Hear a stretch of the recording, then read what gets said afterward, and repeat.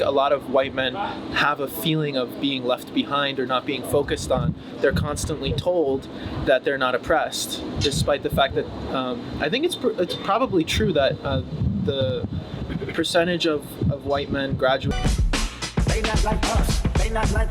from college has actually been declining, or the balance of it has been off. Mental health for men has been really bad. And so for a white man to be constantly told that you're not oppressed when you're actually really struggling in your day-to-day life, that's got to feel terrible. I think it's not really oppression that white men go through. It's more like everyone else getting similar rights that they were used to having this whole time, and then being like, oh, like now I can't occupy all spaces by myself. But like the initial question being, are white people oppressed? In the US, it depends on what kind of white person you are.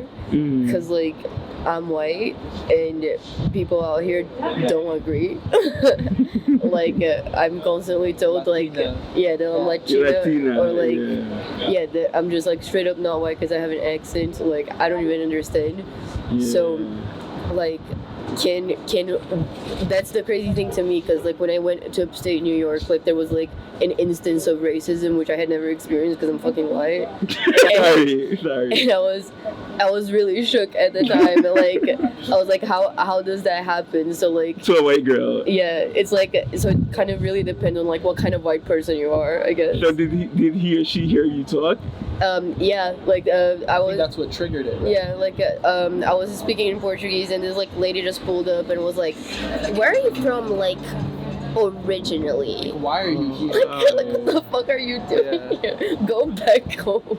Type shit. How did you feel? I mean, it took me like straight like 10 minutes to be like, "Oh shit, that was racist." Yeah. Were you there, Brandon? Yeah, I was. Yeah. My hometown. Okay. And that was really bizarre because I hadn't been there in a long time, and it no longer felt like my home. So I think I have a pretty weird experience. I don't think. And you guys are a couple, right? Yeah. So that might have been also really painful too, because you're introducing they to your hometown, and that happens, you know. Well, go ahead. I'm sorry. No, it's fine. I don't really feel like it is my hometown anymore. It's my home. Yeah, I grew up very sheltered in a place that maybe was like falsely flourishing before '08, before the big crash. And in some ways, I think my family really struggled because of that crash. But in other ways, I learned a lot by that system collapsing and being able to realize where I'm not actually from there, or shouldn't have been from there. Sort of watching the American dream crumble in real time. And there are days, this is one of them,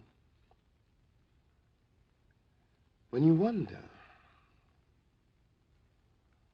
what your role is in this country and what your future is in it. How precisely you're going to reconcile.